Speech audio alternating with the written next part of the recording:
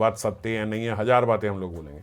अभी बोले अभी आपको क्या फेवरेट चीज़ है, पूड़ी आलू, आज व्रत खत्म, चलो अब खा सकते हैं, तुरंत हम लोग खा लेंगे, क्योंकि इससे इंस्टेंट हमें ऐसे लगता है कि हमें आनंद की अनुभूति हो रही है। पर यही बात शास्त्रों में बार बार 1000 बार बोली गई है। ये जो इंस्टेंट हमें मिल रही है ये आनंद नहीं है, यही माया का भटकाव है। जैसे मैंने बोला था कि भगवान अनंत हैं और भगवान की माया जो है वो भी अनंत है। हम एक चीज़ से हटेंगे तो दूसरी चीज़ से हटेंगे, तीसरी चीज़ से हटेंगे, चौथी, कितनी चीज़ें हैं, बोले अनंत है, अनंत हैं। आप अनंत समय तक इसको भोग करते रहो, आपको और आप कहो मुझे इस स्त्री में आनंद है, तो जब वो मिल जाएगी तो दूसरी स्त्री में, वो मिल जाएगी तो तीसरी, अब इसका कोई अंत है? तो एक छोटी सी चीज़ ही देख लो, है ना। इस भोग में आनंद है, ये खाने में आनंद है, आज ये अच्छा लग रहा है, थोड़े दिन बाद कुछ और अच्छा लगेगा, फिर थोड़े दिन बाद कुछ और अच्छा लगने का, फिर कुछ और अच्छा लगने पड़ेगा। तो ये जो हमारी पशुवृत्ति है, ये पशुवृत्ति के संस्कार तो हमारे अंदर हैं ही, इसमें कोई दो राय नहीं है, क्योंकि हम पशु रहे हैं तो पशुवृत्ति के संस्कार सारे हमारे अंदर हैं। बस इस बारी जो विवेक मिला है, अब हमें उस विवेक पे, जैसे एक आचार्य ने एक बारी बोला कि यार जब एक नाम से आप बोलते हो कि भगवत प्राप्ति हो जाती है केवल एक नाम लेने से, तो फिर इतने नाम क्यों लो? ऐसा क्यों बोला कि इतनी गणना करो, इतने नाम लो? और नाम की यहाँ तो फिर ये अतिशोक्ति हुई। ऐसा क्यों बोला कि भाई एक नाम से भगवत प्राप्ति हो जाती है, केवल एक नाम से जीव के सारे पाप खत्म हो जाते हैं? ये सब क्यों बोला कि बस एक बार नाम ले लिया आदमी शुद्ध हो गया? तो बोलते ये इसलिए बोला कि, और फिर ये क्यों बोला और नाम लो, नाम लेते रहो? तो बोले और जितने हम जो नाम ले रहे हैं, ये जो बोला नाम जप करते रहो, ये केवल इसलिए बोला है, इस बात को समझना, आसानी से समझ में नहीं आएगी। ये केवल इसलिए बोला क्योंकि इस बात पे हमारी श्रद्धा हो जाए कि एक नाम ही काफ़ी है मेरे सारे पाप अपराध खत्म करने के लिए। हमारी इस बात पे श्रद्धा नहीं होती, इसीलिए बोला है नाम जप करते रहो, क्योंकि अगर हमारी श्रद्धा हो जाए तो एक नाम काफ़ी है। अगर आज हमारी इस बात पे श्रद्धा हो जाए, अब देखो हम कितनी बारी से चर्चा कर रहे हैं कि नाम जो है, एक नाम और दूसरा हरि कथा श्रवण, बस ये करना है। अब ये हम कितनी बारी से चर्चा करें, चाहे राधा रस सुधा निधि की चर्चा हो तो भी यही बात होती है, उससे पहले राधा रस सुधा निधि की चर्चा हुई उस पर भी हुई, उससे पहले गौर कथा के बीच में एक चर्चा हुई तो भी ये बात हुई, गौर कथा में भी यही बात हुई। मगर आज भी आप सब जीरो, अभी भी हरि कथा श्रवण के नाम पे कोई कुछ नहीं करके आया। तो ये क्या है? विवेकहीन है हम लोग सारे। पता लग रहा है क्या करना है, इतनी सरलता सी बात बता दी, बस दो ही चीज़ें करनी है, नाम जब हम कर रहे हैं और कथा श्रवण करनी है। और आज कितने समय के बाद ये हो रही होगी गौर कथा? 1 महीने बाद हो रही है। 1 महीने में आप इतने भी कथा नहीं सुन सके कि वो कथा किसी एक बंदे को याद हो। एक व्यक्ति को भी 30 दिन में याद नहीं है एक कथा। अगर मानो हमें बस एक ही बस सुननी थी 30 दिन में, तो वो भी हम ठीक से ऐसे श्रवण नहीं कर पाते। तो हमारा श्रवण क्या है? हमारे श्रवण की क्या क्वालिटी है, क्या स्तर है हमारे श्रवण का? और अगर किसी के अंदर ये मिथ्या अहंकार हो कि अच्छा मैं ये नहीं, मैं तो ये कथा सुनता हूँ, मैं ये कथा सुनता हूँ, तो मैं आपको चैलेंज करता हूँ, मैं आपसे कोई भी कथा पूछ लो, आप कुछ भी नहीं बता पाओगे। आपसे पूछे कल आपने किसकी कौन सी कथा सुनी थी, वो सुना दो, उसका निष्कर्ष आप वो भी नहीं बता पाओगे।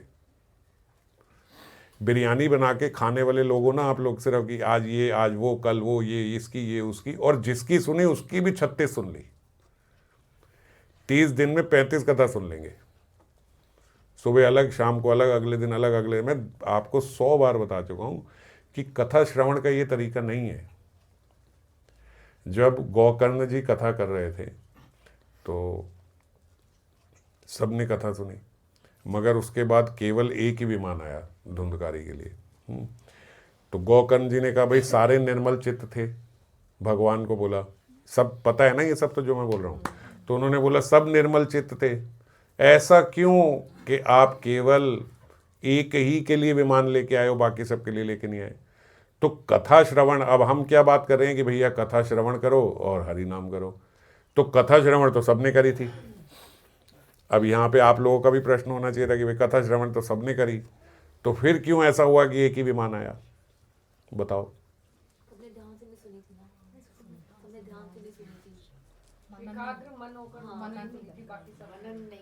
सबसे बड़ी बात है मनन नहीं हुआ था। कथा तो सुन गए सबके सब, मैं अभी भी बोलूँगा तो आप ध्यान से ही सुनोगे, ये बात भी आप ध्यान से ही सुन रहे हो, पर अगले दिन आपको कुछ याद नहीं रहेगा क्योंकि मनन नहीं है। तो उन्होंने बोला सुनी तो सब ने। अच्छा, अब एक जगह तो हमारे आचार्यों ने कहा कि यार ऐसा थोड़ी है कि सब के सब ने सुनी होगी लेकिन किसी ने भी मनन नहीं किया होगा। पूरा गांव आता था, कोई तो एक व्यक्ति होगा जिसने थोड़ा मनन किया होगा, किसी ने तो मनन किया होगा। तो बोले इससे भी ऊंची बात यह है कि मनन भी कैसा होना चाहिए। बोले ऐसी भावना के साथ मनन होना चाहिए कि ये कथा जो मैं सुन रहा हूं, इस कथा से मुझे भगवत प्राप्ति हो जाएगी।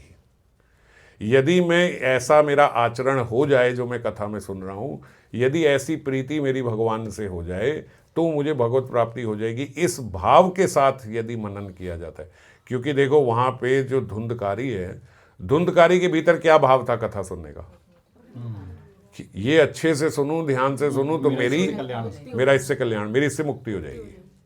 वो प्रेत योनि में था, प्रेत योनि से वो मुक्ति चाहता था, तो उसका मनन किस कोटि का था कि अगर मैंने ध्यान से सुना तो मेरी ये प्रेत योनि से मुक्ति हो जाएगी, बस ये आखिरी मौका है मेरे पास।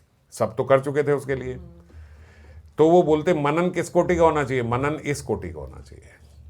साधारण मनन भी कर लिया कि हाँ वो ये बात याद है, हम 2-3 भक्त आपस में बोले वो याद है, ये बोला था, ये बड़ा अच्छा बोला था, ये बड़ा अच्छा बोला था, मनन तो ये भी हो गया। पर ऐसा मनन कि हम लोग उसको सीरियसली फॉलो करने का प्रयास करें और सोचें कि इससे मेरा उद्धार होगा। जब इस कोटि का मनन होता है तब वाकई में ऐसा, क्योंकि क्या है इसमें आपकी हरि कथा में अब श्रद्धा हो गई। अब कितने श्लोक मैंने आपको भागवतम से भी बताए, अन्य ग्रंथों से भी बताए, सब जगह ये लिखा है कि नाम और श्रवण, ये 2 चीज़ों से कल्याण होता है। अब इतनी सारे माध्यम हैं भगवत प्राप्ति करने के, इतने सारे पंथ हैं, इतने सारे पथ हैं, उन सारों में से निचोड़ के हमने 2 निकाल दिए, और वो भी 2 मुझे ऐसा लगता है सरलतम है। इससे ज़्यादा आसान नहीं हो सकते। हरि कथा श्रवण और हरि नाम, इससे ज़्यादा कुछ आसान हो सकता है, मगर इतनी 2 आसान चीज़ों में भी आप नहीं कर पा रहे, है कि नहीं। अब ये भी हम नहीं कर पा रहे, क्यों? क्योंकि हमारी श्रद्धा नहीं है। यही बात से हमने बात प्रारंभ करी थी कि नाम इतना क्यों करना है, क्योंकि नाम में हमारी श्रद्धा ही नहीं है। एक नाम में भी हमारी श्रद्धा नहीं है। एक बार एक पंडित जी थे गाँव में। वो पंडित जी बड़े सरल थे, शास्त्र पढ़ते भी थे, लोगों को पढ़ाते भी थे। एक बारी उनके दिमाग में आई कि वो पढ़ा रहे थे, पढ़ाते पढ़ाते उन्होंने पढ़ा कि भैया जो एक बार गंगा स्नान कर ले उसका चतुर्भुज स्वरूप हो जाता है और भगवत प्राप्ति हो जाती है। पंडित जी ने कहा ये तो बड़ी जोर की बात लिखी है और शास्त्रों में लिखी है, ये तो शास्त्र में साक्षात लिखा है कि गंगा स्नान करने से चतुर्भुज स्वरूप हो जाएगा और भगवत प्राप्ति हो जाएगी। तो ये तो बड़ा आसान माध्यम है। हम लोग ऐसे ही इतना चक्कर में फंसे हैं, ये करना वो करना ये करना। पंडित जी ने उसी दिन से सोचा कि भैया मेरी एक पुत्री है, इसका विवाह कर दूं और फटाफट से सारे अपने घर का ये सब जो है सब निपटा लूं, और ये करके बस एक ही लड़की है मेरी, वो विवाह हो जाए और पत्नी को भी कहीं ठीक से इसकी व्यवस्था कर दूं पैसों की, और मैं जाके गंगा नहा लूँगा, ख़त्म, मेरे 4 भुजाधारी स्वरूप हो जाएगा, विष्णु स्वरूप, भगवान को पा लूँगा। पंडित जी ने उसी हिसाब से कार्य करना शुरू किया। बोले 1 साल तक सारे उन्होंने अरेंजमेंट कर दिए, और 1 साल बाद सुबह उठे और सबको बोल रहे अच्छा भैया अब मैं जा रहा हूँ, ठीक है, इसका ध्यान रखना, ये करना वो करना, बिल्कुल ऐसे जैसे आज तो गए। पत्नी ने बोला हो क्या गया? बोले देखो तुम्हारी सारी व्यवस्था मैंने बना दी, पहले इसलिए नहीं बनाया कि तुम फिर रोना पिटना करती, ये सब करती, अब तुम्हारी सारी व्यवस्था हो गई है, असल में तो भगवत प्राप्ति के लिए ये जीवन मिला है, अब आप अपना ध्यान रखते हुए आप भी भजन करना, ये करना वो करना। पत्नी ने कहा हुआ क्या है? बोले भैया हम गंगा स्नान के लिए जा रहे हैं, आज हमें विमान आएगा लेने, चतुर्भुज स्वरूप हो जाएगा, नारायण हमें लेने आएंगे, सब होगा, हम जा रहे हैं। पत्नी ने कहा पागल तो नहीं हो गए? सुबह सुबह 36,000 लोग रोज़ गंगा स्नान करके हमारे गाँव बड़े में आ रहे हैं, तुम्हारा ऐसा कौन सा स्नान हो रहा है कि तुम्हारा चतुर्भुज स्वरूप हो जाएगा? बोले हम नहीं जानते, उनकी श्रद्धा नहीं रही होगी, पर शास्त्र में ये बात लिखी है तो हम तो ऐसा नहीं है कि ना माने, ऐसा होगा जब शास्त्र में लिखा है, मैंने पढ़ा है और बिल्कुल स्पष्ट पढ़ा है और मूल ग्रंथ में लिखा है। पत्नी ने कहा चलो जाओ नहाओ, होया हुआ में क्या है, और गांव में अपने सब मित्रों के पास गए, भैया मैं जा रहा हूँ, कह रहा हूँ, अच्छा ठीक जाओ। पंडित जी पिछले साल हम भी नहा के आए थे, हमारे 2 ही भुजा है। पंडित जी बोले तुम्हारा मुझे नहीं पता, मैंने मूल ग्रंथ में पढ़ा है ये देखो यहाँ लिखा है, ये लिखा है। हाँ पंडित जी जाओ जाओ जाओ, आप जाओ स्नान करके आओ। पंडित जी अपना सब सामान लेके गए, वहाँ पे स्नान करा, डुबकी लगाई, सोचा भाई होगा होगा कुछ होगा, सांस फूल की बाहर आए, देखा कुछ भी नहीं, वैसे के वैसे ही। उन्होंने कहा भगवान ये क्या हो गया, ये तो मैंने शास्त्र में पढ़ा है। फिर दोबारा डुबकी लगाई, फिर आए, भैया सुबह से शाम हो गई। पंडित जी कह रहे पता नहीं क्या बात हो रही है, मैंने तो मूल ग्रंथ में ये बात पढ़ी है कि चतुर्भुज स्वरूप हो जाएगा, भगवान लेने आएंगे, विमान आएगा, ऐसा तो कुछ नहीं हो रहा। अब बड़े परेशान हुए, बोले देखो ग्रंथ में जो लिखी है बात वो गलत तो नहीं हो सकती, ज़रूर मेरी श्रद्धा में कमी रही होगी। अगर मेरी श्रद्धा पूरी होती, अब मन में तो देखो ये भी आता है ना कि श्रद्धा में कहाँ कमी है, मैं तो पूर्ण श्रद्धा से आया हूँ, सब कुछ करके आया हूँ, 1 वर्ष से मैं यही बात मान के बैठा हूँ, अब फिर भी नहीं हो रहा है तो फिर भी लग रहा है कि श्रद्धा नहीं होगी, कुछ ऐसा होगा, तो क्या करें। अब पंडित जी बेचारे ऐसे सोच रहे, अपने आप को ही दोष दे रहे, बोल रहे तब भी ये बात मान रहे कि देखो ग्रंथ में तो गलती नहीं हो सकती, ग्रंथ में तो लिखा है। इतने में सामने से देखा कि एक तपस्वी जो है वो ऊपर से आ रहे, आकाश लोक से। तो उन्होंने देखा, उन्होंने कहा अगर मैं गलत नहीं देख रहा हूँ तो इनकी आकृति तो बिल्कुल नारद की तरह है। तो वो सामने आए, उन्होंने बोला आप तो नारद जी हो? बोले हाँ बिल्कुल ठीक पहचाना, मैं नारद जी हूँ। आप यहाँ क्या कर रहे हो? बोले विचरण कर रहे थे यहाँ पे। तो बोले नारद जी देखो मेरे एक संशय है, आप अगर उसे दूर कर सको। क्या है? बोले हमने ऐसे ऐसे पढ़ा था कि गंगा स्नान करने से चतुर्भुज स्वरूप हो जाता है, भगवत प्राप्ति हो जाती है। अब हम तो सुबह से यहाँ खड़े हैं, शाम हो गई, कुछ नहीं हुआ, और मैं तो अपना पूरा जीवन इसी आधार पे जीता आया कि आज मेरा कल्याण हो जाएगा। नारद जी ने कहा भाई देखो जो तुम बात बता रहे हो ग्रंथ की, वो बात तो सही है, ऐसा तो लिखा है, ये बात तो सही है, तो ऐसा लिखा है, ऐसा हो क्यों नहीं रहा? अब ये तो नारद जी बोलते भाई मेरे भी समझ के बाहर है, क्योंकि गंगा स्नान तो बहुत लोग कर रहे हैं, और ग्रंथ में जो तुम बता रहे हो बात तो लिखी है, ये श्रद्धा में भी तुम्हारी कोई कमी नहीं है, क्या करें? बोले देखो हमारे जो पितामह हैं, हमारे भी पिताजी हैं ब्रह्मा जी, उन्होंने इसी गंगा से भगवान के चरण धुलाए थे, तो उनकी भी तो बड़ी श्रद्धा रही होगी गंगा जी में, तभी यही जल लेके उन्होंने भगवान के चरण धुलाए। उनसे चल के बात करते हैं, चलो। अब नारद जी उन्हें बिठा के ले गए अपनी गोद में ब्रह्मा जी के पास। ब्रह्मा जी ने सुनी, ब्रह्मा जी ने कहा कि भाई देखो गंगा से पवित्र तो कुछ नहीं है, ये शास्त्र में ऐसा लिखा है। उन्होंने कहा, ब्रह्मा जी ने कहा लिखा तो है, अब शास्त्र के रचयिता तो हम नहीं हैं, पर शास्त्र में लिखी बात तो सत्य है कि भाई ऐसा है, क्या करें? बोले देखो हमने चरण धुलाए, लेकिन एक बारी हमने तो ऐसे चरण धुलाए, अब हमने ज़्यादा इससे कुछ किया नहीं, पर शिव जी जो हैं वो तो अपनी जटाओं में लेके रहते हैं इसे सदा, तो शिव के पास चलो, जो अपनी जटाओं पे लेके रहते हैं, इसकी महिमा वही जानते होंगे। शिव जी के पास लेके गए। अब शिव जी ने भी जब सुना और कहा कि देखो ये बात तो है, हमने ही ये बात बोली है कि भाई पाप मोचनी भी है, और चतुर्भुज स्वरूप भी आप ग्रंथ में दिखा रहे हो, ग्रंथ में तो ठीक। अब कौन बोले ग्रंथ में सही नहीं लिखा है? शिव जी भी कह रहे हैं ग्रंथ में तो सही लिखा है, और हमारी भी बहुत श्रद्धा है, तभी हम तो अपनी जटाओं में गंगा जी को समाये रखते हैं, तो फिर ये कैसे नहीं है? बोले देखो निकली तो साक्षात हरि चरणों से ही है, तो साक्षात हरि ही बताएंगे, भगवान ही बताएंगे। अब हम कौन होते हैं? जिनकी वस्तु है वो बताएंगे कि ऐसा क्यों है, चतुर्भुज स्वरूप नहीं निकल रहा, मैं क्या बता सकता हूँ? तो क्या करें? बोले चलो विष्णु जी के पास। अब वहाँ चतुर्भुज स्वरूप विष्णु के लोक में, विष्णु लोक में ब्रह्मा जी, शिव जी और वो ब्राह्मण पहुँच गए। तो जो ही वहाँ पहुँचे तो विष्णु जी ने बोला आओ आओ आओ आओ ब्राह्मण देवता, आओ आओ आओ। ब्राह्मण देवता ने बोला प्रभु हम तो अभी अभी एक संशय लेके आए हैं आज, तो हैं जो ये ऐसा है, ये है, वो है। क्या संशय है महात्मा? तो ब्राह्मण देवता ने बोला कि देखो देखो ग्रंथ में ये लिखा है, वो लिखा है। प्रभु ने बोला कहाँ लिखा है, जरा लाओ ग्रंथ हमारे पास लाओ, क्या लिखा? महाराज उनको बिठाया अपनी गोद में, ग्रंथ पढ़ने लगे। जब ग्रंथ में पढ़ा तो उन्होंने कहा हाँ ये बात तो लिखी है। अब ब्रह्मा जी बोलते देखो हमारा भी संशय है कि इनका चतुर्भुज स्वरूप क्यों नहीं हुआ। शिव जी बोले हमारा भी संशय है कि ऐसा क्यों नहीं हुआ, और ब्राह्मण देवता तो आप बैठे हुए हैं।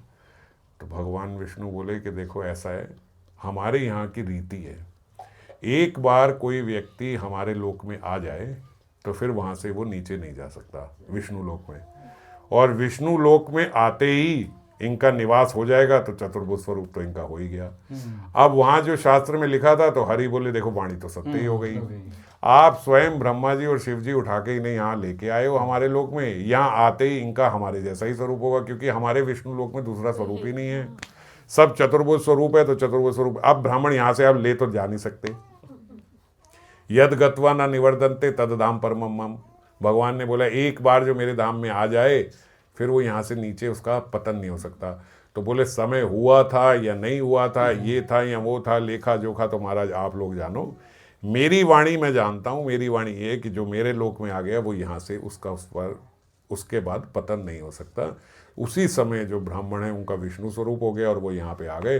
ब्रह्मा और शिव बोले तो महाराज वाणी कौन सी गलत हुई, फिर आपके शास्त्र वाणी भी सत्य हो गई, तो सबका क्यों नहीं हो जाता फिर विष्णु स्वरूप? बोले शिव जी की फिर ऐसा क्यों नहीं है? ब्रह्मा जी बोले, तो शिव जी ने बोला देखो यही कमी है, जो श्रद्धा इन ब्राह्मण के अंदर थी वो श्रद्धा किसी के भीतर नहीं है, और सारी कमी जो है वो केवल श्रद्धा की ही है। एक नाम भूत है हमारा उद्धार करने के लिए, एक नाम से भगवत प्राप्ति हो सकती है, नाम में इतना सामर्थ्य है, पर इतना सुनने के बाद भी हमारी नाम में वो श्रद्धा नहीं आती, हमारी अश्रद्धा बनी रहती है। एक ब्राह्मण ने अगर श्रद्धा करी तो चाहे भगवान ने कैसी भी एक सर्कल बनाया, कैसा भी एक रास्ता बनाया, मगर उस पथ से वो ब्राह्मण वहां चला ही गया। अब वो ब्राह्मण जो बोल के आया था वो बात तो सत्य हो ही गई ना। वो बोल के आया था कि भैया आज मुझे विष्णु स्वरूप मिल जाएगा, आज मैं विष्णु लोक पहुंच जाऊंगा, मैं चतुर्भुज, तो हो गया।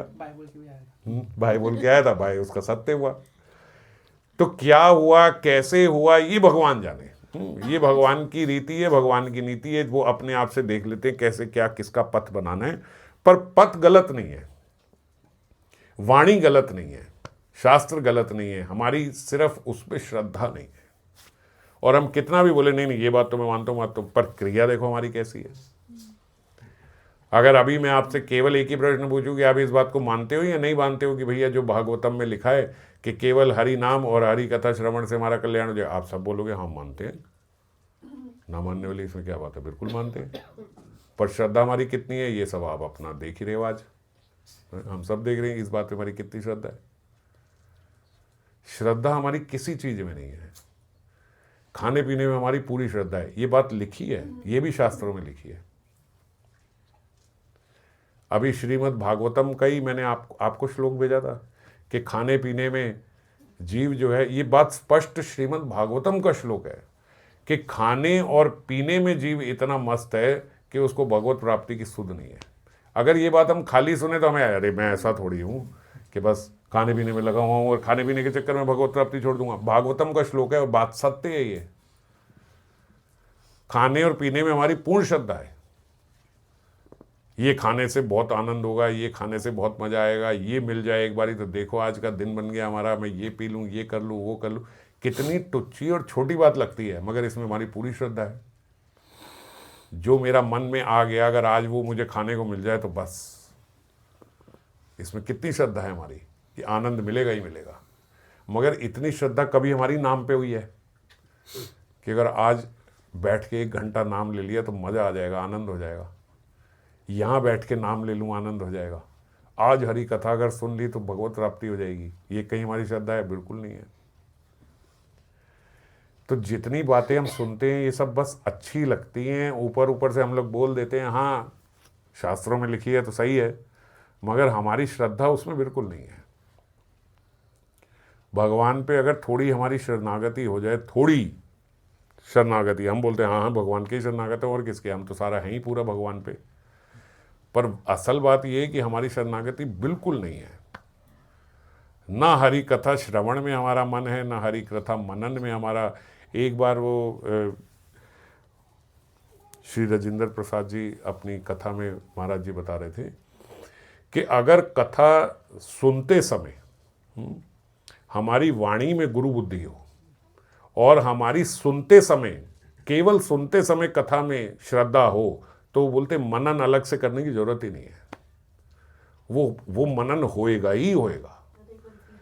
अगर मुझे ये बात पता लग जाए कि जो ये वाणी है ये गुरु वाणी है, जो ये वाणी है ये आचार्य वाणी है, ये भगवत वाणी है, और ये इस बात पे, इस कथा में मेरी श्रद्धा हो जाए कि ये गुरु वाणी है, ये मेरे कल्याण के लिए, इससे मेरा कल्याण हो जाएगा। बोले अगर इस भाव से श्रोता कथा सुन ले तो उसके बाद उसको मनन करने की अलग से आवश्यकता नहीं है, वो बात छप गई उसके हृदय में। अगर एक बात हमें ऐसे पता लगे कि ये बात जो मुझे पता चल रही है इससे मेरा कल्याण, मतलब इससे मेरे को भगवत प्राप्ति हो जाएगी, जो ये बात मैं आज सुन रहा हूं इससे मेरी भगवत प्राप्ति हो सकती है, अगर इसमें मेरी श्रद्धा हो जाए तो बोले वो बात आप कभी भूल नहीं सकते। समझ गए? आपको पता लगे महाराज आपको 10 करोड़ रुपए के लॉटरी लग गई है, ये नंबर याद कर लो। अब मैं 20 डिजिट का भी नंबर एक बार बोलना और 20 डिजिट का भी याद कर लूंगा, कैसे भी करके लिख के, इधर उधर कहीं कुछ भी करके फटाफट से मोबाइल निकाल के लिखूंगा, पेन पेपर निकाल के लिखूंगा, लेकिन लिख लूंगा कि भैया ये नंबर अब हाथ में लिख लेंगे हम, फटाफट से पेन लेते हाथ में लिख ले, कुछ भी कर ले। ऐसे हमने कहाँ कभी किसी कथा के नोट बनाए, कहाँ कोई बात लिखी, कहाँ कोई भागवतम के श्लोक का नंबर लिख लिया, कहाँ कोई चौपाई का हमने नंबर लिख लिया कि ये मेरे कल्याण की है। नहीं करते ना हम कुछ भी। जितनी मर्जी संख्या बताते रहे श्लोक की, ये संख्या में ये लिखा है, ये संख्या में, दोबारा कोई पलट के ना देखता होगा, आपने बोल दिया ठीक है लिखा होगा। ये हमारे मन में ये तो नहीं आती कि ये लिखिए जरा मैं भी जाके पढ़ूं कि एग्जैक्ट उसमें क्या लिखा है, इतनी बड़ी बात लिखी है। अभी मैं आपसे पूछूं, मैंने इतने सारे रेफरेंस दिए, एक श्लोक बता दो, रामायण से भी बताया है, श्रीमद् भागवतम से भी बताया, कहाँ लिखा है कि हरि कथा और श्रवण से ही केवल भगवत प्राप्ति हो जाती है? हमें कुछ नहीं पता है ना। और यही पता लगे कि ये 20 डिजिट का नंबर है और ये बताते ही आपका पिन कोड है, 10 करोड़ रुपए आपके बैंक में आ जाएंगे, तो सब लिख लेंगे, नोट कर लेंगे। अगली बार नहीं, 2 साल बाद भी पूछूंगा तो आपके पास होगा कि ये है नंबर, इस पे मिलने हैं 2 साल बाद। तो ये होती है श्रद्धा। समझ गए? ये मेरी श्रद्धा है कि मुझे पता है ये नंबर से अगर मैं ये दबाऊंगा मुझे ये मिलेगा। और अश्रद्धा क्या होती है कि ठीक है आप बोल रहे हो, हम कोई अच्छी बात बोल रहे हो तो हमारा, अब हम नॉन इंटरेस्टेड, ठीक है आप बोल रहे हो तो सही होगा, है कि नहीं? हमें क्या फर्क पड़ता है, अच्छा है आप जो बोल रहे हो अच्छा ही बोल रहे होगे, गलत थोड़ी बोलोगे, आप सही बोल रहे होगे। ये हम कब बोलते हैं? जब हमारी श्रद्धा इतनी नहीं है। हम मना थोड़ी कर रहे हैं, पर हमें ज़्यादा लेना देना नहीं है तो हम कहते हैं भाई तू भी ठीक ही बोल रहा होगा, सही होगा, मुझे क्या, मतलब मैं क्यों विरोध करूं कि बात सही है, शास्त्रों में लिखी होगी सही होगी। पर हम लोग अपने लिए नहीं मानते इस बात को।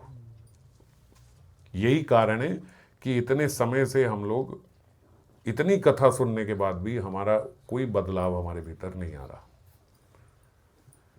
आज भी यही हुआ, आगे भी यही होगा। आगे आप लोग फिर अगर ऐसे ही करोगे, अब आगे से हम भेजा नहीं करेंगे, ये होमवर्क की तरह बच्चों की तरह मैं ऐसे नहीं करूँगा कि मैं भेजूँ, क्योंकि उससे भी कोई लाभ नहीं होता कि भाई ये भेजो, ये पिछला सुन के आओ। और मैंने तो ये बहुत बार बोला है कि इसमें बुरा मानने की बात नहीं है।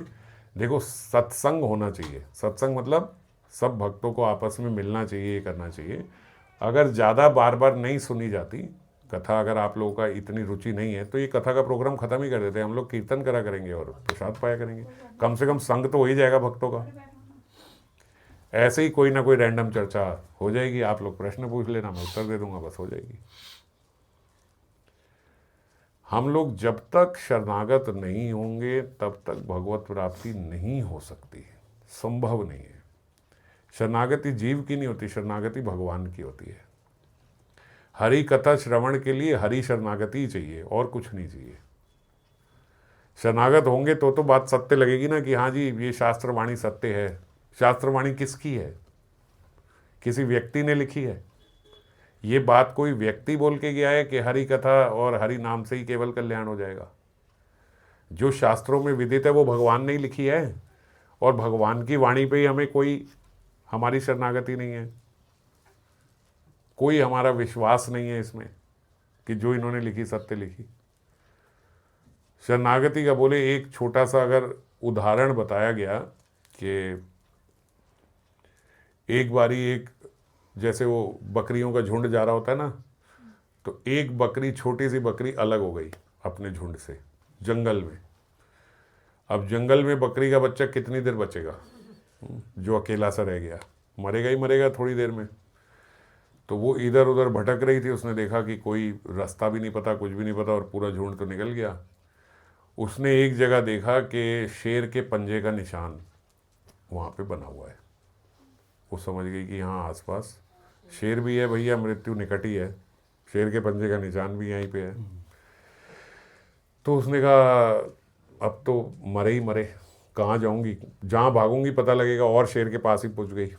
वो वहीं पे बैठ गई, शेर के पंजे के साथ में ही बैठ गई। अब जब शेर के पंजे के साथ बैठी तो थोड़ी देर में ही, 10 मिनट में ही वहाँ पे गीदड़ आ गया। सियार ही बोलते हैं गीदड़ को, वो आ गया। गीदड़ भी शिकार करता है ऐसे छोटे छोटे बच्चों का। गीदड़ ने कहा कि भैया आज तो हमें शिकार मिल रहे हैं, और इतनी मूर्ख यहाँ खुले में बैठे है, ये बकरी का बच्चा भी, इतनी मूर्ख कैसे है ये। तो गीदड़ को थोड़ा अजीब लगा कि यार ऐसे ही इतना आसानी से तो कभी खाना नहीं मिला, रेडी टू ईट, कौन यहाँ पे हमारे लिए ये रख के गया। ऐसे कोई ऐसा तो नहीं है कि कोई हाँ प्लान हो कि जैसे ही मैं आगे जाऊँ तो भैया मैं भी मारा जाऊँ। उसने आसपास घूम के देखा तो देखा कि शेर का पंजा जो है यहाँ पे है। तो गीदड़ ने सोचा हो ना हो ये शेर की चाल है, हो है तो शेर यहाँ आसपास है, और शेर के पंजे के पास बकरी का बच्चा कैसे बैठेगा, तो ये शेर की चाल होगी, इसको यहाँ बिठाया हुआ है। अब जब चक्कर काट रहा था तो बकरी ने भी देखा कि मौत मंडरा रही है आगे पीछे, और जो वो यूँ घूमे जा रही, तो गीदड़ ने बड़ी अक्लमंदी दिखाई। उसने कहा बेटे बकरी बच्चा नहीं हुए, समझ गए, ये अपने मालिक जो शेर है ना उसको बोल देना कि वो भले राजा होगा मगर यहाँ भी मूर्ख नहीं रहते, ठीक है। ये किसी और को मूर्ख बनाना चला गया। थोड़ी देर बाद दूसरा पशु आया, तीसरा आया, चौथा आया, सबने देखा भैया शेर का पंजा। और बकरी से भी अब कुछ लोगों ने पूछा कि तू यहाँ कैसे अकेले बैठी है, बोले ऐसे थोड़ी बैठी हूँ, मालिक है साथ में। भैया शेर का पंजा साथ में, बात तो है, कोई भी बकरी ऐसे तो नहीं बैठेगी शेर के पंजे के ऊपर, है तो इसके पीछे कोई। सब चले गए, एक व्यक्ति ने हाथ नहीं लगाया उस बकरी के छोटे से बच्चे को भी। थोड़ी देर में शेर ही आ गया, जिसका पंजा था भाई इधर उधर ही था वो भी। अब वो शेर आया, जो शेर ने देखा कि भैया वाह ऐसे खाना मिल रहा है आज तो, कहीं झपट्टा नहीं मारना, कुछ नहीं बोलना। उन्होंने कहा ए बकरी यहाँ क्या कर रही है, बोले मालिक आपके पंजे को बचा के बैठी हूँ, आपके बच्चे ने ऐसे थोड़े ना खराब होने दूंगी। अब बकरी भी होशियार हो गई जब उसने देखा कि इसके ही उससे इतना फायदा हो रहा है मुझे, तो होशियार हो गई बकरी भी। मतलब, बोले मतलब क्या, अरे आपकी भक्त हूँ, अच्छा लगता है मुझे, मैं चाहती हूँ एक दिन आपकी कोई सेवा कर पाऊँ, तो इसीलिए मैंने देखा आपका पंजा है तो यहीं पे बैठ गई कि आपके पैर के ऊपर कोई पैर ना रख दे, ये आपका निशान ऐसे ही बना रहे। शेर ने सोची आज तक कोई ऐसा भगत नहीं मिला भाई हमें, हमारे अपने बच्चे इतने भगत नहीं है जितनी भक्तन ये बकरी है हमारी। बकरी को बोला कि जा चिंता मत कर, आज के बाद तू हमारी है, कोई तेरे को हाथ ना लगा दे, यहीं हमारे आसपास रहियो, मैं देख लूंगा अगर कोई तेरे को हाथ लगाएगा तो। बकरी ने बोला कि भैया ऐसे ऐसे है। 1-2 दिन के बाद बोला हमारे को ऐसे ऐसे वो लेके गए थे। अरे वो तो बकरी का झुंड यहाँ से निकलता है, हमें पता है कहाँ से निकला है, कोई बात नहीं चिंता मत कर, अगली बार तेरे को झुंड में डाल देंगे। 2 दिन बाद उसने उस झुंड में डाल दिया और बकरी निकल गई। कहने का तात्पर्य ये है कि बकरी की शेर के पंजे पे शरणागति हो जाए तो जंगल में जंगली जानवर उसका कुछ नहीं बिगाड़ सकते, और हम लोगों की अपने इष्ट से, अपने ठाकुर जी से कोई 1% भी हमारी शरणागति नहीं है। शरणागति का स्तर क्या है कि देखो जंगल में जो विवेकहीन हैं, उन विवेकहीन पशु में भी ये बात तो होती है ना, पशुओं में भी, तो बोले जो विवेकहीन है उसमें भी उसके केवल पांव के निशान पे, और वो भी चालाकी से थी नहीं, मगर उसने देखा कि भैया इतना लाभ मिल रहा है तो फिर तो ठीक है, यही यहीं इसी के इस चिन्ह की शरणागत हो जाती हूँ। अगर इस चिन्ह से इतना शरणागत होने पे हमारे को इतना लाभ रहा है, तो भौतिक जगत के भी घोर जंगल में इतना लाभ मिल रहा है, और हम लोग जो हैं सब अध्यात्म जानते हुए, सब कुछ करते हुए, हमारा भगवान पे कोई विश्वास नहीं है। हमने एक बारी शरणागति की भी चर्चा करी थी, उसमें चर्चा करी थी रक्षसी इति विश्वासो। हमारा पूर्ण रूप से ये विश्वास होना चाहिए कि हमारी रक्षा केवल और केवल भगवान ही करेंगे। ये श्रद्धा से जब हम गिर जाते हैं, जब अभी गिर क्या जाएंगे, ये श्रद्धा हमारी बनती नहीं है, तो हम इधर उधर सब जगह भटकते रहते हैं कि यहाँ इससे ये हो जाए, इससे वो हो जाए, इससे ऐसा हो जाए, ये प्लान बना लूँ, ऐसा कर लूँ, वैसा कर लूँ, ये कर लूँ, मगर इन किसी भी बात से हमारे जीवन में कहीं पे भी स्थिरता नहीं आती। क्यों नहीं आती? क्योंकि हमारी भगवान पे श्रद्धा नहीं है। और मैंने बहुत पहले भी बताया था, आप इस बात को समझ नहीं रहे हो, हम लोग बहुत निकट हैं भगवत प्राप्ति के, बहुत निकट हैं। इतना निकट हम कितने इस जगत में जीव हैं, असंख्य जीव हैं। कितने जीव हैं? बोले इतने जीव हैं कि करोड़ों जीव तो आपके शरीर के भीतर हैं। कितने बैक्टीरिया, कितने वायरस, कितने ये, कितने वो, सबके अंदर परमात्मा रूप में भगवान अवस्थित है, और सब 84 लाख योनियों के अंतर्गत ही आती है ना। तो कितनी योनियां हैं और कितने जीव हैं? इतने जीव हैं कि लाखों करोड़ों जीव तो मेरे उदर के भीतर है। समझ गए? हम एक जीव के भीतर लाखों करोड़ों जीव हैं, और ये भी 84 लाख योनियों में से एक योनि है। इन सब योनियों में होते हुए हम मनुष्य बन गए, और उन सब मनुष्यों में फिर हम ऐसी मनुष्य के अंतर्गत आ गए जिसको असल में भगवत प्राप्ति कैसे होती है वो पथ पता लग गया। नहीं तो भ्रमित भी बहुत है, बहुत सारे जीव भ्रमित हैं, बहुत सारे जीव हैं जो भगवान को जानते ही नहीं है, बहुत सारे जीव हैं जो अनेकों अनेक आज के समय में पाप कर रहे हैं, दुराचार कर रहे हैं, व्यभिचार कर रहे हैं, और वो उसको गलत भी नहीं समझते। वो बोलते कलयुग में इतना तो चलता है, ऐसे ही सब बोलते हैं ना जो करते हैं, भाई कली काल है, इसमें इतना तो अलाउड है, अलाउड है बोलते हैं, चलता है नहीं बोलते हैं। तो भगवान को भी पता है कली काल में, भगवत गीता बोले वो तो उस काल में बोली गई थी, कली काल की थोड़ी थी वो तो उस समय बताई गई थी, आज के समय की थोड़ी है। तो आज के समय में जीव पाप करता है और उस पाप को पाप भी नहीं समझता है। ऐसे कली काल में भी हमें सब बातें एज इट इज पता लग रही हैं। हम ऐसे गुरु के शरणागत हो पाए, ऐसे गुरु के अंतर्गत आ पाए कि जहाँ हमें हर शास्त्र, और जो हमारी जो गौर परंपरा चल रही है, जैसे आज अद्वैताचार्य का ही आविर्भाव दिवस है, तो अद्वैताचार्य की कृपा से ही हमें श्रीमन महाप्रभु मिले। उन्होंने ही उनको बुलाया, अद्वैताचार्य ना बुलाते तो ना आते।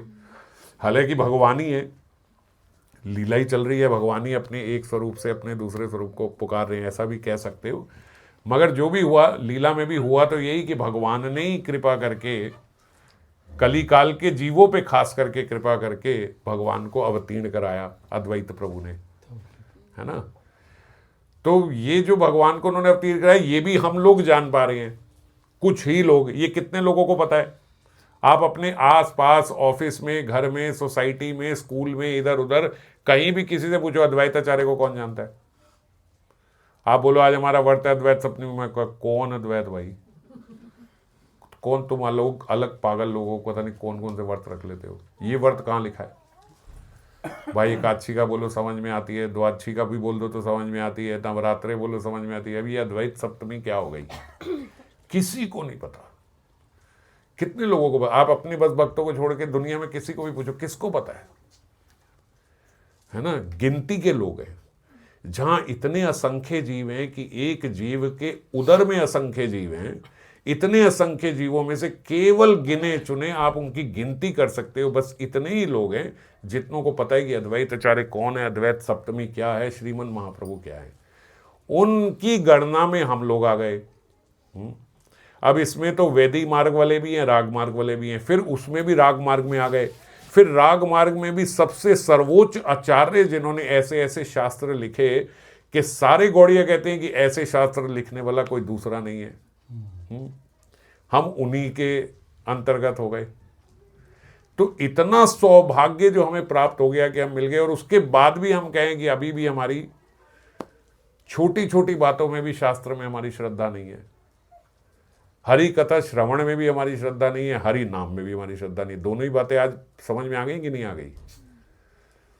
नाम में श्रद्धा हो गई होती तो कल्याण हो गया होता, और हरि कथा में तो हम लोग देख ही रहे हैं। तो इतनी, और सबसे दोनों सरलतम उपाय हैं। इन दोनों के लिए आपको भागा दौड़ी नहीं करनी। यहां तो ऐसा बोला होता है भैया जितने तीर्थ हैं उन सारे में जाके स्नान करके आओ, प्रत्येक दिन सुबह उठ के नदी का स्नान करना है, कोई ऐसी बात तो नहीं बोली। रात को रोज यज्ञ करना है, ऐसा तो कुछ नहीं बोला। ये दोनों काम ऐसे हैं, आप घर पे बैठ के जहां मर्जी बैठे बैठे कर सकते हो। ना नाम श्रवण के लिए कहीं उठना भागना दौड़ना है, ना हरि कथा श्रवण के लिए कहीं उठना दौड़ना भागना है। जिधर बैठे वहीं बैठे दोनों चीजें कर सकते हो, मगर तब भी हम नहीं करते। तो इतने रेयर उसमें आने के, ब्लॉक में आने के बाद भी, कि जहां हमें इतना कुछ सुगमता से प्राप्त हो सकता है, वहां पे भी हम इतनी लापरवाही कर देंगे। तो रामायण में लिखा है कि बाद में सर पीट पीट के रोएंगे, लेकिन ये समय दोबारा नहीं आएगा। उसके बाद जब यहां से पतन हुआ हमारे क्रियाओं और कर्मों के आधार पे, तो जो पतन होगा फिर वहां पे एक साधारण जीव की तरह ही धीरे धीरे धीरे धीरे ऊपर आओगे, जिन योनियों में जाओगे। जो इतना आज बेनिफिट मिल रहा है, आप इसकी कल्पना भी नहीं कर सकते कि यहां तक आने के लिए हमने क्या क्या किया है। मैं आज भी बाई चांस यही सोच रहा था कि ये सब जो हमें पता लग पा रहा है, तो मैं ये बात सोच रहा था कि आज अगर मैं ये सोचूं कि जो, अब मुझे पिछला याद नहीं है कि पिछले हमने क्या किया है, तो आज जिस कोटि का मैं भजन कर रहा हूं, क्या वो कोटि का भजन पर्याप्त है? कि मैं मतलब भगवान को ये कह पाऊंगा कि अगर आपने मुझे मान लो एक 6th लेवल पे भेजा था तो मैं 7th लेवल पे हो गया हूँ। बात समझ गए मैं क्या सोच रहा था? कि कहीं अगर मान लो आज मृत्यु हो जाए तो हम ये कह पाएंगे कि आपने मुझे 6th में भेजा था तो मैं 7th में हूँ, या आपने मुझे 7th में भेजा था तो मैं 8th में प्रोग्रेस करके आया हूँ, तभी तो मुझे आगे मनुष्य जीवन मिलेगा अगर मैंने प्रोग्रेस किया। तो मैं सोच रहा था कि ऐसा तो कौन सा हम भजन कर रहे हैं कि हम कहें कि हमने, क्योंकि जो मिला है वो तो ऐसे लगता है कि जो मिला है वो तो हमने कोई भजन छोड़ा नहीं होगा, कोई साधना छोड़ी नहीं होगी, तभी तो इतना उच्च कोटि का मिला है। तो अगर कोई साधना नहीं छोड़ी होगी तो वैसी तो अब कोई साधना नहीं कर रहे हम। समझ गए कि नहीं समझ गए? अब ये तो जब एक आदमी पैदा ही अमीर घर में हुआ, तो वो ये तो नहीं कह सकता कि ये मैंने कमाया, है ना। लेकिन इतना उसने कमाया होगा तभी आज उसके कर्म ऐसे हुए कि वो इतने अमीर घर में आया। ये बात मानते हो कि नहीं मानते हो? कि जैसे हम कहते हैं कि भजन का कभी लॉस नहीं होता। जितनी साधना आपने की है, जितना भजन आपने किया, अगले जन्म में वहीं से प्रारंभ होगा। तो इसका मतलब इतना सारा भजन साधन हमने कमाया था, पर आज हमें उतना भजन साधन तो मिला है, कमाया थोड़ी है। तो अगर हम कहें कि क्या मेरा भजन साधन उस हिसाब से है जितना मुझे मिला है, तो उस हिसाब से तो बिल्कुल नहीं है। तो यही बात से बड़ा खराब लग रहा था मुझे भी कि अगर अभी भी देखा जाए तो हमारा भजन साधन तो बिल्कुल वैसा नहीं है जैसा भजन साधन इस स्तर पे होना चाहिए, जैसा भजन साधन गौड़िया वैष्णव का होना चाहिए, इस कोटि के स्तर पे आके वैष्णवों का जैसा भजन होना चाहिए, वैसा भजन तो हमारा बिल्कुल भी नहीं है, वैसा साधन तो हमारा बिल्कुल नहीं है। और यहाँ तक पहुँचने के लिए तो इसका मतलब हमने अपने पूर्व जन्मों में बहुत साधन किया होगा, बहुत कठिन कठिन साधन किए होंगे, पर आज हम देखें तो कुछ भी साधन नहीं है। और भगवान ने भी शायद कली काल में अति कृपा अवश्य ऐसा कर दिया कि भाई 2 ही चीज़ों से कल्याण हो जाएगा, कि ज़्यादा भागा दौड़ी करने की जरूरत भी नहीं है। अब हम कहें कि बड़े बड़े यज्ञों का अरेंजमेंट करें, ऐसा करें, तो ये सब करने की भी जरूरत नहीं है। ऐसा बोलते हैं कि भैया कोई बहुत ज़्यादा भीषण व्रत तप आदि ये सब भी करने की आवश्यकता नहीं है। अगर हमारी कथा श्रवण में और नाम में श्रद्धा हो जाए तो और कोई भीषण तपस्या करने की हम लोगों को जरूरत नहीं है। इतना सरल कर दिया, और इतनी सरलता से भगवत प्राप्ति हो रही है। और कहाँ इतनी सरलता से भगवत प्राप्ति हो जाती है? कितने भीषण भीषण तप बताए गए हैं कि ये करने पड़ेंगे, ऐसे करना पड़ेगा, वैसे करना पड़ेगा, चंद्रायन ये वो, इतना भूखा रहना पड़ेगा, इतना करना। हमें तो कुछ भी नहीं करना, कुछ भी ऐसा नहीं करना। और फिर भी हम सोचे कि नहीं जी हमारे लिए तो ये संभव नहीं है। तो इसका मतलब कि हम जहाँ से आए हैं, जो करके आए हैं, उसके हिसाब से हम अभी कुछ भी नहीं कर रहे। और ये निश्चित हो जाता है इस बात से कि फिर इसके बाद हमारा पतन ही होएगा अगर हम यहाँ ठीक से नहीं कर रहे। और पतन होने का मतलब है कि ये सब यहाँ से जो भी जीव की फिर दुर्गति या जो यात्रा बताई जाती है फिर वैसे ही साधारण यात्रा होगी। फिर तो कोई इसमें यहाँ अगर मनुष्य योनि भी मिल गई, अगर मनुष्य जीवन में मिल गया तो ये सब साधन नहीं मिलेगा, क्योंकि ये सब साधन तो हमने खर्च करके गवा दिया सारा, है ना, अपनी इंद्रिय तृप्ति में। जहाँ हम आए थे, जो हमें कमाया हुआ मिला था, उस सबसे तो नीचे ही जाएंगे। तो पतन तो इसके बाद क्या अभी हो गया है पिछले से जितना करते अभी जो पतन है, इसको पतन इसलिए नहीं कह सकते क्योंकि अभी आप बच सकते हो, आपके पास अवसर है। जब तक अवसर है, जब तक रेस खत्म नहीं हुई, तब तक तो कोई कभी भी जीत सकता है तेज भाग के। तो अभी तो भागने का अवसर है, लेकिन अगर अभी भी नहीं भाग, क्योंकि अभी मुझे लगता है अभी निराशा नहीं होनी चाहिए, अभी तो आशा से भरे होना चाहिए कि मैं अब कर लूंगी, अब कर लो। अभी ऐसा मत सोचो कि अभी पतन हो गया, मगर अगर अभी नहीं भागे तो हारोगे पक्का, है ना। अब एक जीव लास्ट आ रहा है रेस में, अब वो अभी भी अगर सोचता है कि मैं नहीं भागूं तो फिर तो लास्ट ही आएगा, फिर तो कुछ नहीं हो सकता। अभी अवसर है क्योंकि रेस खत्म नहीं हुई है, मगर रेस खत्म होने में ज्यादा समय नहीं है। तो इसीलिए जहां है, जिस अवस्था में है, वहां पे बहुत तेजी से भागना पड़ेगा। नहीं भागे तो फिर कोई अवसर भी नहीं बचेगा। दादा, तो जैसे इसका जो इतनी साधना करी उसका फल ये है जो हमें अभी प्राप्त हो रहा है। तो इतनी साधना करने में मन शुद्ध नहीं हुआ, मतलब इतना बड़ी चीज प्राप्त हो गई लेकिन मन तो भले नहीं है। देखो, साधना जब हम करते हैं ना, तो उस साधना से और साधना, उस साधना से और साधना, और साधना से और साधना, मगर मन जो है वो आखिरी वस्तु है, समझ गए। जब हम साधना करते जाते, जब जैसे शास्त्र पढ़ते गए, शास्त्र समझ में आते गए, और आगे आगे तक आप पढ़ते गए, और उससे ऊपर का शास्त्र पढ़ लिया। अब हम कई शास्त्रवेता जो ये दिग्विजय होते हैं, जो महाप्रभु से आके जिन्होंने शास्त्रार्थ किया, अब उन्होंने एक पढ़ा, एक से दूसरा, दूसरे से तीसरा, तीसरे से, अब क्या हो गया, दिग्विजय हो गए। शास्त्र की कोई ऐसी चीज नहीं है जो उन्हें ना पता हो, ये सब उन्हें पता है। पर क्या मन का परिवर्तन हुआ? फिर भी रेस में ही लगे हुए थे कि मैं दिग्विजय बन जाऊं, इस जगत में ही जीतना चाहते थे। वो तो महाप्रभु के संस्पर्श से ही उनके भीतर वो आया ना। तो क्या है कि जब हम बहुत साधना कर लेते हैं तो साधना से ऊपर ऊपर ऊपर ऊपर तो जाते जाते हैं। अब फायदा क्या होता है आपको? इसका मतलब क्या साधना व्यर्थ है? व्यर्थ नहीं है। फायदा क्या है कि जब हम इतनी ऊपर आ गए तो मन का परिवर्तन आपके लिए करना और एक साधारण जीव के लिए करना, एक मटेरियलिस्टिक आदमी के लिए, उसमें जमीन आसमान का फर्क है।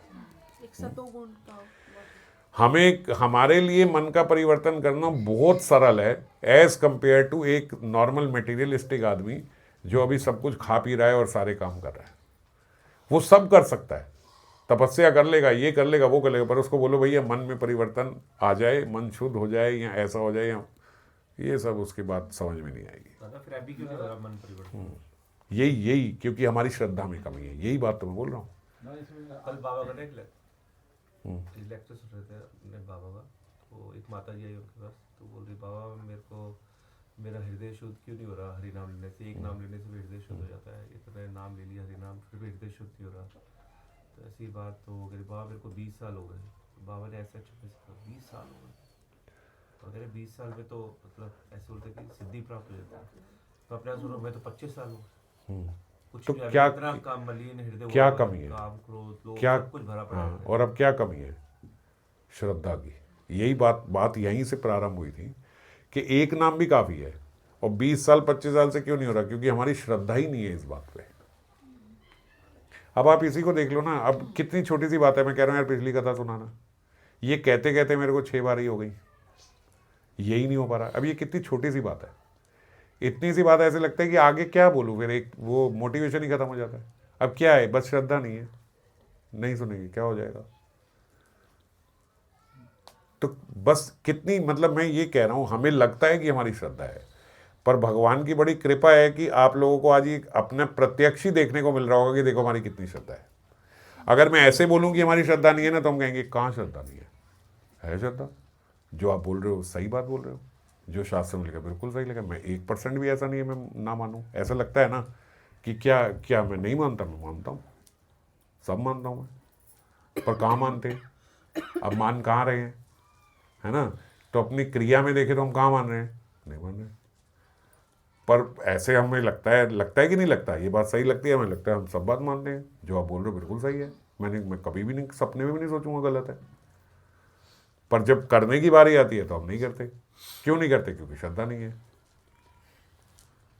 जो मन में भय रहता है वो भी इसी वजह से रहता है। मन में जो भय रहता है, डर रहता है, वो भी इसी वजह से रहता है। देखो, भय, जैसे हम कहते हैं ना, आहार, निद्रा, भय, मैथुन, है ना, ये सब जो भौतिक जगत के प्रॉपर्टीज हैं, जितने नाम में श्रद्धा की कमी होगी, कितना भी भय हो, मेरे को ऐसा लगता है कि अगर आप सब छोड़ के ऐसा करो कि भाई नाम तो लेना ही लेना है ना, नाम में अपनी श्रद्धा बनाए रखो, तो धीरे धीरे धीरे धीरे नाम हमें क्या देता है? नाम हमें शक्ति देता है। इन शास्त्रों को पालन करने का, इन शास्त्र वाणी को समझने की बल कहाँ से आएगा? जैसे आप ये समझो, आपने अपने घर में बहुत बढ़िया बढ़िया एसी लगा लिया, हीटर लगा लिया, बल्ब लगा लिए, सब फैंसी लाइट्स लगा ली, मगर उसके पीछे इलेक्ट्रिसिटी तो चाहिए कि नहीं चाहिए? अगर इलेक्ट्रिसिटी नहीं है तो ये सारी चीज़ें जो हैं, इनका क्या फ़ायदा, है ना? तो ऐसे ही हमने शास्त्र तो सारे पढ़ लिए, हमने संग तो सब भक्तों का कर लिया, वाणी तो हमने बहुत सारी सुन ली, सारे कुछ हमने सुन लिया, ये सब हमारे पास आ गया इन्फॉर्मेशन के तौर पे। ये इन्फॉर्मेशन है, ये सब इन्फॉर्मेशन मुझे मिल गई, ये इन्फॉर्मेशन मुझे मिल गई कि हाँ जी, हरि नाम से और हरि कथा से कल्याण होता है, ये इन्फॉर्मेशन है। अब इस इन्फॉर्मेशन में जब इलेक्ट्रिसिटी आएगी ना, तब ये जागृत होगी, तब ये ज्ञान बनेगा, तब ये विज्ञान बनेगा। और ये कहाँ से आएगी? ये नाम से आएगी। अब जो मैं बोल रहा हूँ कि भौतिक जगत में जो व्यक्ति हैं, उनके लिए परिवर्तन करना बड़ा मुश्किल है, हम लोगों के लिए आसान है। फिर भी क्यों आसान है? क्योंकि नाम का बल है। अगर नाम ना लिया हो तो जितनी भी बातें आप बोल लो, जितनी भी बातें आप सुन लो, बहुत अच्छी बात लगेंगी, सुन के आंखों से अश्रु भी बहने लगेंगे, भगवान की लीलाओं को सुन के, सब होगा, मगर 10 मिनट बाद, 20 मिनट बाद, 1 घंटे बाद, 2 घंटे बाद सब वहीं का वहीं धरा रह जाएगा, उसके बाद सब जीरो हो जाएगा। और जिसके पास हरि नाम का बल है, तो उसके नाम के बल से वो उसके भीतर स्थित हो जाता है। नाम के बल पे वो परिवर्तन करना चाहता है, कर सकता है, कर पाता है। हमने उसका एग्जामिल का एग्जाम भी पिछली बार जो एग्जांपल दिया था ना नाम में, उसको पूर्व जन्म का स्मृति मतलब आगे नाम के बल पे सारी सब कुछ हमें मिल जाता है, यदि हमारे पास नाम का बल। अगर नाम नहीं है तो नाम बिल्कुल इलेक्ट्रिसिटी की तरह है, अगर वो नहीं है तो सब बस ऐसे ही है, बड़े से बड़ा शैंडलियर लगा लो, लेकिन इलेक्ट्रिसिटी है नहीं तो किस काम का। ऐसे ही है कि आप बहुत शास्त्र पढ़ लो, बहुत कुछ कर लो, कथा भी सुन ली, सब सुन ली, पर ना मनन है, ना हमारी श्रद्धा है, तो उससे क्या होगा? कुछ नहीं, बस आज सुनी कल गायब, कल सुनी परसों गायब। एक चीज जैसे अभी कथा, हरि कथा और हरि मतलब हरि नाम नाम पे बात होती है, तो इसमें कभी कभी ये होता था कोई मतलब हरि नाम, हरि कथा बढ़ाता है, मतलब अच्छे से सुनता भी है, लेकिन कहीं ना कहीं माया का भी इंटरवेंशन होता है। तो इसमें देखो, कथा बढ़ाना, कथा बढ़ाने का मतलब कथा की गिनती बढ़ाना नहीं है। गिनती नहीं मतलब, हाँ। मेरा गिनती से मतलब हाँ, मैं बता रहा हूँ और स्पष्ट करने के लिए, कथा बढ़ाने का मतलब है कि कथा में हमारी रुचि बढ़े, कथा में हमारा मनन बढ़ जाए, है ना। जैसे मैंने एक कथा सुनी, तो अब उस एक कथा को जब मैं खाली बैठा हूँ, ये मान लो जब मैं नाम कर रहा हूँ, हरि नाम कर रहा हूँ, है ना, तो नाम करते करते ऐसा ही होता है, जो हमारी थोड़ी सी जो हम मेडिटेशन हैं, है ना, वो हम अपनी कर लेते हैं। कई बार ऐसा होता है कि नाम तो ज़्यादा लेना है करना, पर मेरी मेडिटेशन, जो मेरा नियम की मेडिटेशन है, वो मेरी ख़त्म हो गई, है ना। तो उसके बाद मैं क्या करूँ? तो स्वाभाविक होता है कि जो कथा सुनी है वो कथा दिमाग में चलने लगेगी। अगर मैं संयम से, मतलब मन तो इधर उधर भागेगा संसार में, यहाँ वहाँ से निकाला, थोड़ा अभ्यास होना चाहिए कि भाई जब इधर उधर भाग रहा है तो वहाँ से हटाएं माला के समय।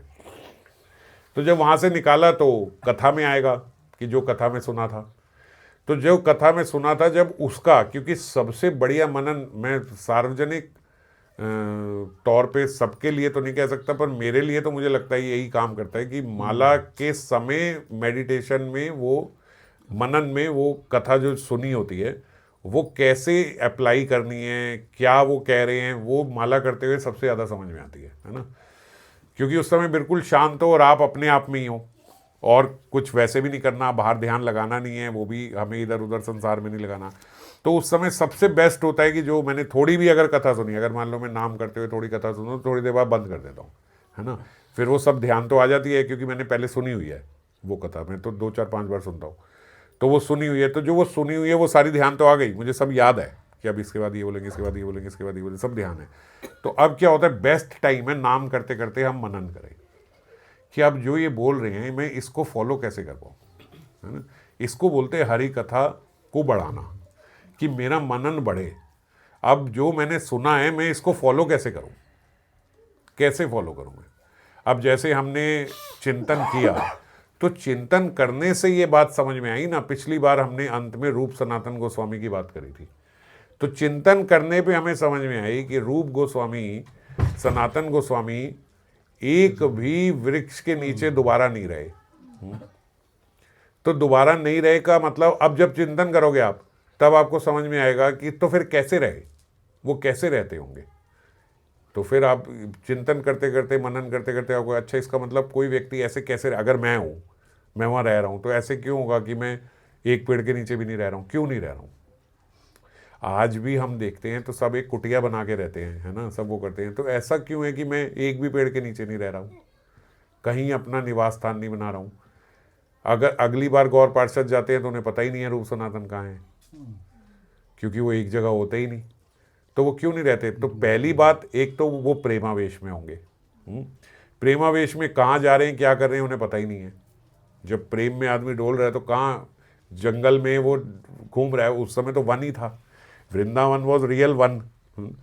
दूसरा उनका कार्य ही था लीला स्थलियों की खोज, महाप्रभु ने उन्हें ये कार्य दिया था।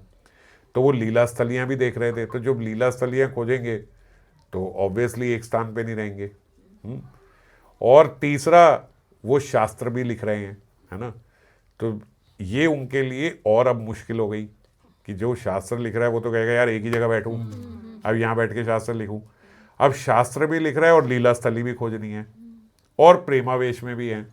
तो सबसे आधिक्य ऐसे लगा कि प्रेमावेश का होगा, सबसे ज्यादा प्रेमावेश होगा। तभी ऐसा है कि प्रेमवेश में अपना, क्योंकि वृंदावन में जाते ही महाप्रभु की भी ऐसी अवस्था हो जाती है और सब उच्च भक्तों की भी हमने देखा कि वहाँ जाके ऐसी अवस्था हो जाती है कि अलग अलग स्थलियों को देख के फिर वही प्रेमावेश में चले गए, फिर घूमते घूमते इधर चले गए, उधर चले गए, और जिस लीला स्थली पे जाएंगे अब वहाँ पे बैठ के लिखेंगे। फिर अगले दिन फिर कार्य को निकल जाएंगे और लीला स्थली खोजने के लिए, ऐसे करने के लिए, ऐसे करने। तो ये सारी बातें अब जो मैं ये डिटेल बता रहा हूँ ये कहीं लिखी नहीं है ना, ये मनन करने से पता लगती है कि अगर हमने ये बात पढ़ी कि यार एक पेड़ के नीचे नहीं रुकते, तो क्यों एक पेड़ के नीचे नहीं रुकते थे, क्या ये अनुकरणीय है। अनुकरणीय का मतलब समझ गए कि क्या मुझे अब ये अप्लाई करना चाहिए, एज इट इज मुझे फॉलो करना चाहिए कि मैं भी जहाँ जाऊँ तो एक जगह ना रुकूँ। तो नहीं है, क्योंकि मेरी वो अवस्था नहीं है। ये तो बात अवस्था की है, ये शिक्षा के लिए थोड़ी दी गई है। महाप्रभु ने थोड़ी ऐसे कहा है कि वृंदावन जाओ और एक बारी जहाँ जाओ वहाँ दूसरी बार ना रुकना, ऐसा तो नहीं कहा, है ना। अनकॉन्शियसली। तो ये सारी चीज़ें कब समझ में आएंगी, जब हमने मनन किया होगा। अब ऐसे इसमें कुछ चीज़ें ऐसी कथा में निकलेंगी कि आपको लगेगा कि ये मुझे करना चाहिए, ये तो महाप्रभु ने कहा है, ये तो सबके लिए कहा है, तो ये बात मुझे फॉलो करनी चाहिए। जैसे बोला भला ना खाई वो भला ना पाई वो, क्या मतलब इसका, कि ना ज़्यादा स्वाद के पीछे भागो और ना ज़्यादा फैशन के पीछे भागो। आज के युग में अगर इजी लैंग्वेज में समझें तो भला ना खाई वो भला ना पाई वो का यही मतलब है ना, कि ना ज़्यादा फैशनेबल चीज़ें पहनने के चक्कर में भागो और ना ही ज़्यादा एक से एक की, ये यहाँ की, ये वहाँ की, ये इधर की, ये उधर की, ऐसी चीज़ों के पीछे हम लोग ना भागे, ये हमें बोला गया। अब ये जब हम मनन करेंगे तो हमें पता लगेगा ना, नहीं तो हम बोले भला ना खाई वो भला ना पाई वो। ठीक है, रघुनाथ दास गोस्वामी बात को बोला था, सही है, बहुत बढ़िया थे। रघुनाथ दास गोस्वामी बात जैसी किसी की नहीं है, वैराग्य उनका है, बस ये बात करते हैं। मैं तो कहीं बीच में आया ही नहीं ना, उनको बोला, उन्होंने फॉलो किया, वेरी गुड। रघुनाथ दास गोस्वामी, ऐसा वैराग्य किसी का नहीं है जैसा उनका है, महाप्रभु ने उन्हें बोला था। अगर मनन नहीं किया तो मैं कहाँ आया इसमें बीच में, मैं आज हम मनन नहीं किया तो अब आज की डेट में अब हम तो गृहस्थी में रह रहे हैं, अब हम तो क्या भला ना खाई वो भला ना, पहनना ही पड़ेगा हमें तो भैया, ऑफिस जाना है, सब करना है, तो ऑफिस में तो हमें सही रहना ही पड़ेगा, सही कपड़े पहनने पड़ेंगे, सही खाना वाना सब खाना ही पड़ेगा, तो हम ऐसे नकार देंगे। ये क्या है, ये बिना मनन की हुई बात है। इसका मतलब मनन ज़ीरो है अभी। जब मनन करोगे तब आपको बात समझ में आएगी कि मुझे ये इसमें यहाँ अप्लाई करना है कि मैं जो आजकल का फैशन देख देख के उसके पीछे भाग रहे हूँ, मुझे ये नहीं करना। मैं जो और से और यहाँ से ये, वहाँ की वो, इधर की वो, किसी ने बताया भैया वहाँ सोनीपत में वो एक पूड़ी बनाता है, तो मैं संडे को सुबह 100 किलोमीटर भाग के गया कि मुझे वो पूड़ी खानी है। ऐसा नहीं बनना मुझे, समझ गए है कि नहीं? तो मुझे ऐसा होना चाहिए, ये सब मुझे नहीं करना, हम घर पे ही अपना खाएंगे, भोग लगा के खाएंगे, ऐसा होना चाहिए।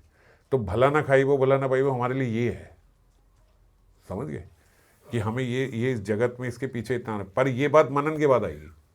और अगर मनन ज़ीरो है तो आप सोच रहे हो कथा कितनी अधूरी है कि बस सुना, अच्छा लगा, बस छोड़ दिया। ज़ीरो है हम बिल्कुल। और जब मनन करते हैं तब हमें बात समझ में आती है, तब बहुत सारे प्रश्न भी मन में आते हैं और बहुत सारे प्रश्नों के उत्तर भी मिल जाते हैं। ऐसा नहीं है आपको बाहर आके पूछना पड़ेगा, आपके मन में जो प्रश्न आएंगे भगवान कृपा करके उसके प्रश्न के उत्तर भी भीतर से दे देंगे।